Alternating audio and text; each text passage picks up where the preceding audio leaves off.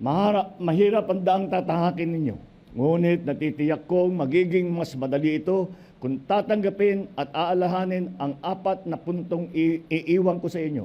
Una, kayo ay natanggap dahil sa inyong karakter at hangaring makapag-ambag sa ikauunlad ng Bangsamoro. Ang ibig sabihin nito, anuman ang inyong pinaghirapan at natamasa, ang inyong integridad pa rin ang susi sa inyong tagumpay. Sikapin ninyong ito pa rin ang manatiling pundasyon ng inyong trabaho at serbisyo mula ngayon. Pangalawa, tapang at determinasyon ang siyang nagtulak sa inyo upang harapin ang linggo-linggong pagsasanay. Ngayon na magsisimula na magsuot ang uniforme at magsilbi sa bayan, tiyak na dodoble ang pagsubok sa mga katangian ninyo. Sa pagharap ninyo sa mga bagong hamon, gawin ninyong inspirasyon ang inyong tungkulin sa mamamayan. Isa puso at isa isip ninyo ang imahe ng inyong rehiyon at ang ating bayan na may seguridad at kaayusan. Pangatlo, ngayon, dala-dala na ninyo ang bagong kaalaman tungkol sa pagpupulis at sa batas ng BARM at ng Pilipinas.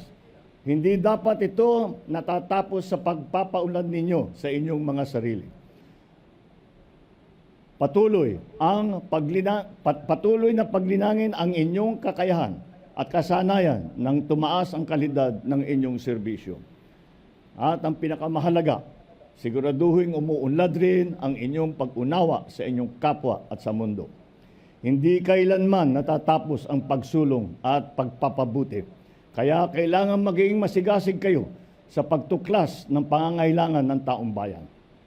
Sa pamamagitan nito, kayo'y magiging tunay na modelo ng ating mga mamamayan. Ika-4 at panghuli, hanggat tunay at tapat kayo sa inyong mga tungkulin bilang miyembro ng kapulisan, buong-buo ang aking suporta sa inyo. Magkatuwang tayo sa pagsisikap na mabigyan ng bawat Pilipino ng payapa at masaganang buhay. Naniniwala ako na sa paglago ng Bangsamoro, yayabong din ang buong bansa.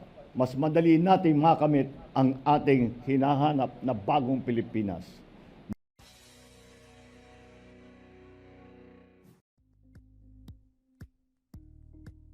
Thank you for watching Politico TV. Please like and subscribe to our channel for more videos.